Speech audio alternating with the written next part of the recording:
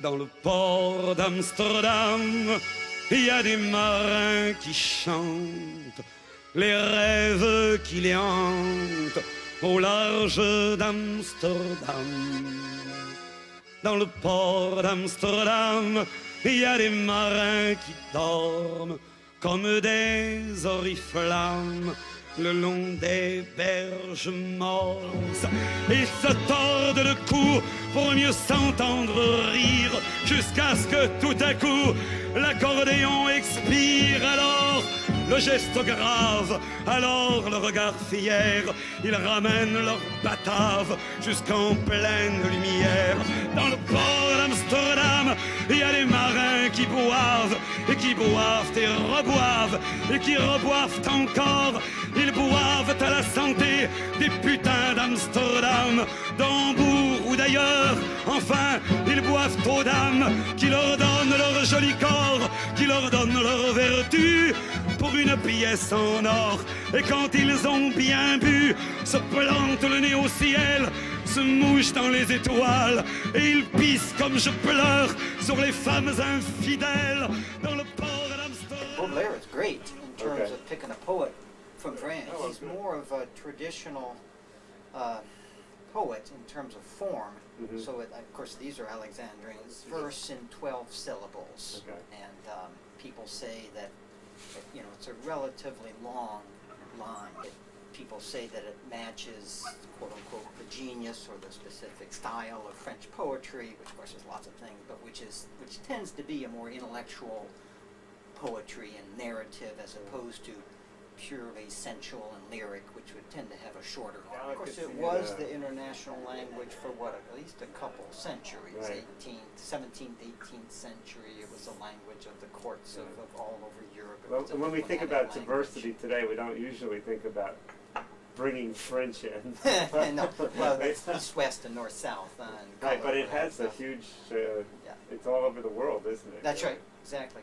You know, mainly where they were the colonial masters. But yeah, even in Africa world. today, French is the first language, right. the first Quebec, literary of course, language.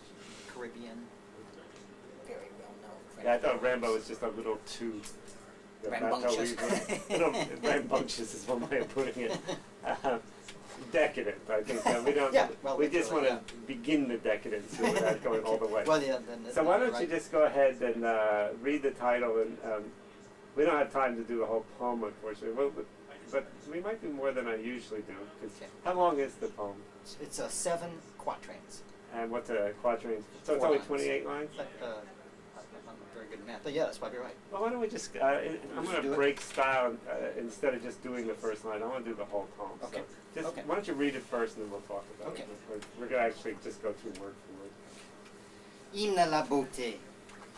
Viens-tu du ciel profond ou sors-tu de l'abîme aux beautés? Ton regard infernal et divin verse confusément le bienfait et le crime, et l'on peut pour cela te comparer au vin. Tu contiens dans ton œil le couchant et l'aurore, tu répands des parfums comme un soir orageux, tes baisers sont un filtre et ta bouche une amphore qui font le héros lâche et l'enfant courageux. Sors-tu du gouffre noir ou descends-tu des astres? Le destin charmé suit tes jupons comme un chien.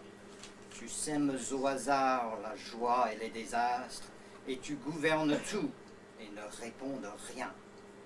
Tu marches sur des morts, beauté, dont tu te moques. De tes bijoux, l'aurore n'est pas le moins charmant, et le meurtre parmi tes plus chères breloques sur ton ventre orgueilleux danse amoureusement. L'éphémère ébloui vole vers toi, chandelle, crépite, flambe et dit « Bénissons ce flambeau ». L'amoureux pantelant, incliné sur sa belle, a l'air d'un moribond caressant son tombeau. Que tu viennes du ciel ou de l'enfer, qu'importe aux beautés, monstre énorme, effrayante, ingénue, si ton œil, ton souris, ton pied m'ouvrent la porte d'un infini que j'aime et n'ai jamais connu. De Satan ou de Dieu, qu'importe, ange ou sirène, qu'importe si tu rends fée aux yeux de velours, rythme, parfum, lueur, ô mon unique reine, l'univers moins hideux et les instants moins lourds. That's great. Yes, that's right. This is traditional poetry, so it has the same number of syllables per line, and then it's A, B, all the way through. Okay. Viens-tu du ciel profond? Do you come from the deep sky? Ou sors-tu de l'abîme? Or heavens, I should say. Sors-tu de l'abîme? Or do you come out of the abyss? It's a term used mainly like in the Old Testament and in, say, Greek antiquity for, hell. And profond, of course, profound, Okay. here deep, sort of literal sense. How about the next slide? Ô beauté, ton regard infernal et divin. So I think most of those are good Okay, friends. now, but he's addressing beauty That's right. herself. Is that sort of personification? Or Exactly, and it's capitalized in his text. There's about 8 words that are capitalized, which are not the first letter of the line. So, oh beauty, that's right, so an apostrophe. Ton regard, so your But look. you're giving it a slightly cynical reading. Is that intentional? I don't know if cynical is the right word, but there's a sort of distance between the speaker and beauty. I mean, he's not worshiping her here. Well, he seems to be addressing that's a good her. question. He's asking the question, of course, is beauty divine or satanic? Okay. So he's really talking about the idea, isn't he? That's right. In the form. Okay, that's And so interesting. it's like, is it a Neoplatonic philosophy or mechanism whereby through things that are beautiful you glimpse a little of, the other world and that which is better? Huh. Or is it more puritanical and Jansenist in the French tradition where that which is beautiful is sensual and takes you away from that which is right and good and toward distractions and sensual pleasure. Okay, so when you said French was philosophical, you were serious. That's right, and Yeah. Baudelaire in particular is fairly philosophical in his poetry. But I think he's well chosen when you chose him because he's so many things in one, and he is a sensuous poet also, but he's a very intellectual, philosophical poet, Okay. like Vigny. Go ahead to the next one. Okay. Verse confusément le bienfait et le crime. So pours without distinction, pours out goodness and crime. Okay. Next line, et l'on peut pour cela te comparer au vin. And so one can, in that respect, compare you to wine. And of course, wine is interesting because that's like with Thomas de Quincy, whom Baudelaire translated. And for Baudelaire, it's a false euphoria and Okay. one that takes you away from, say, Wow. the good. So now we're in the second stanza. Tu contiens dans ton œil le couchant et l'aurore. So you contain in your eye both the setting sun and the dawn. Okay. Tu répands des parfums comme un soir orageux. So tu répands, you spread out perfumes, you exhale perfumes like a stormy evening.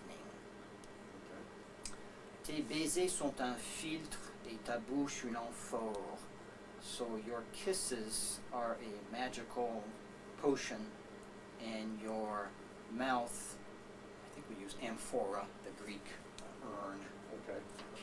contains liquids, qui font le héros lâche et l'enfant courageux, so which make the héros lâche, cowardly, and the child courageous. So, of course, he's playing with these opposites, and he says, are you this or are you that? Well, you're both, and then here it says, well, you convert one to the other opposite. Du gouffre noir ou descends-tu des astres?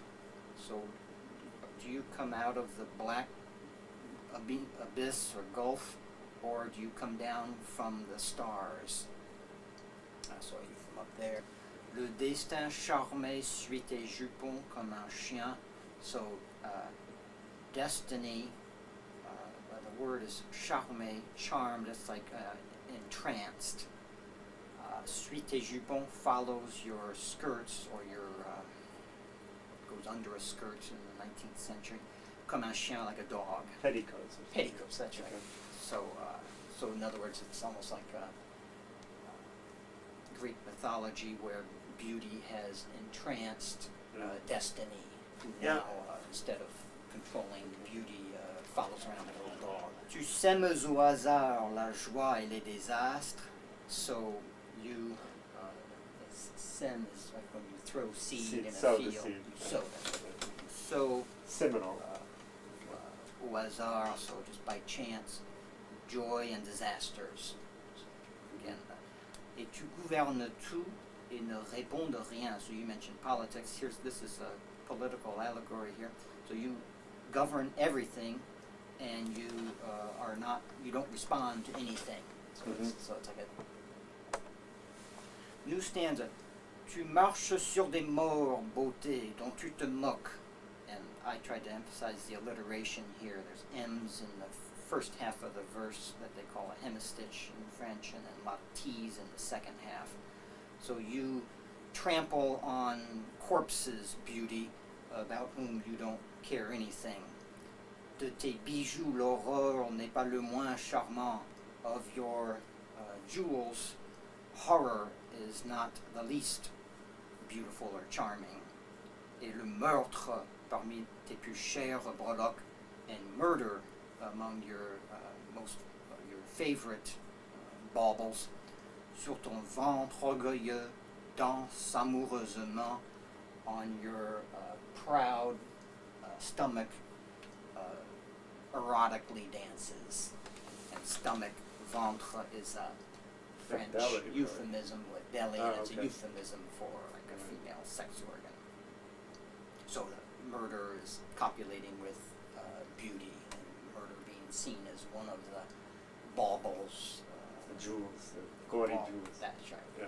So this, of course, is a very romantic stanza with Romantic, and what is the in sense? terms of romanticism, that is You mean connection with sentimental romanticism. or emotional? Or? Well, I was thinking of we have all along the interest in Satan, and here it's like French were very interested in Shakespeare and Lady Macbeth in their romantic period, and kind of departure from good taste of classicism and the restraint and measure of classicism, Right. and instead this interest in crime and murder and that being beautiful. And that's why Edgar Allan Poe, I guess, was so popular through Baudelaire. Exactly. And with Mallarmé also, right? Mallarmé. But Baudelaire, yeah. New stanza.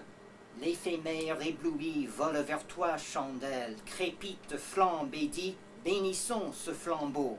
I read 2 lines there. The moth, ébloui, is that it can't see because it's blinded, I guess, blinded by the light.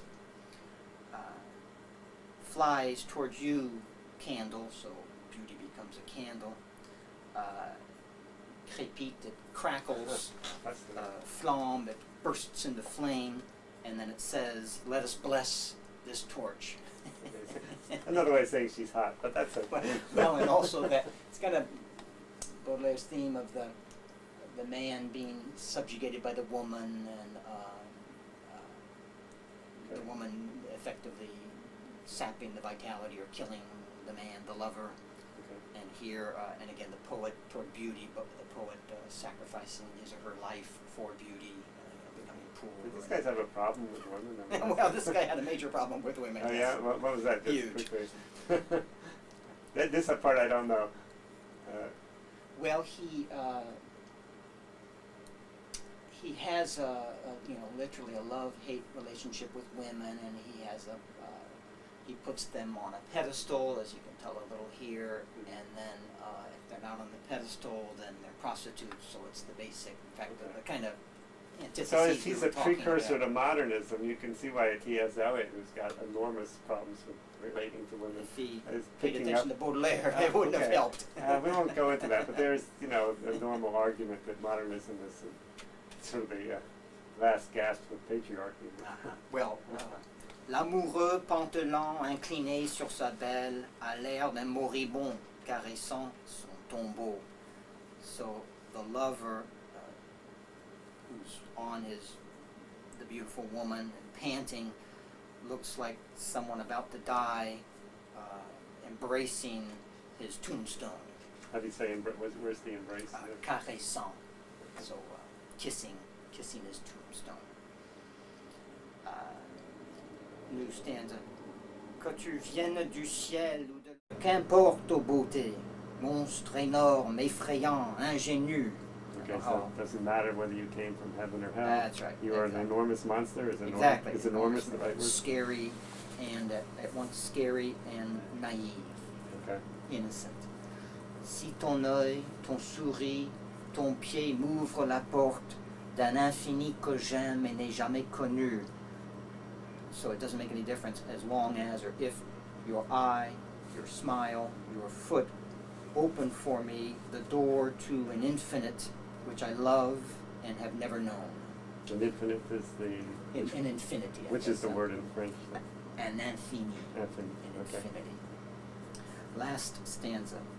De Satan ou de Dieu, qu'importe, ange ou sirène, qu'importe. So from Satan or from God, and that's the first time that those actual words are used in the poem, even though we have different figures for them. What's the difference? Angel or siren, what's the difference? Si tu rends, fait aux yeux de velours, rythme, parfum, lueur, ô mon unique reine. If you make you the fairy with velvet eyes, you rhythm, perfume, light, oh my only queen. Si tu rends l'univers moins hideux et les instants moins lourds.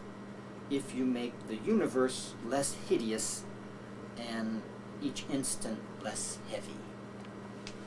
Oh, that's great. Hymne à la beauté. Viens-tu du ciel profond ou sors-tu de l'abîme ô beauté? Ton regard infernal et divin verse confusément le bienfait et le crime, et l'on peut pour cela te comparer au vin. Tu contiens dans ton œil le couchant et l'aurore, tu répands des parfums comme un soir orageux, tes baisers sont un filtre et ta bouche une amphore, qui font le héros lâche et l'enfant courageux. Sors-tu du gouffre noir ou descends-tu des astres? Le destin charmé suit tes jupons comme un chien. Tu sèmes au hasard la joie et les désastres, et tu gouvernes tout et ne réponds de rien. Tu marches sur des morts, beauté, dont tu te moques. De tes bijoux, l'aurore n'est pas le moins charmant, et le meurtre parmi tes plus chères breloques sur ton ventre orgueilleux danse amoureusement. L'éphémère ébloui vole vers toi, chandelle, crépite, flambe et dit, bénissons ce flambeau. L'amoureux pantelant, incliné sur sa belle, a l'air d'un moribond caressant son tombeau. Que tu viennes du ciel ou de l'enfer, qu'importe aux beautés, monstre énorme, effrayante, ingénue, si ton œil, ton souris, ton pied m'ouvre la porte d'un infini que j'aime et n'ai jamais connu, de Satan ou de Dieu, qu'importe, ange ou sirène, qu'importe si tu rends, fée aux yeux de velours, rythme, parfum, lueur, ô mon unique reine, l'univers moins hideux et les instants moins oriflammes le long des berges mornes et se tordent le cou pour mieux s'entendre rire jusqu'à ce que tout à coup l'accordéon expire. Alors le geste grave, alors le regard fier, ils ramènent leur batave jusqu'en pleine lumière. Dans le port d'Amsterdam, il y a des marins qui boivent et qui boivent et reboivent et qui reboivent encore. Ils boivent à la santé des putains d'Amsterdam,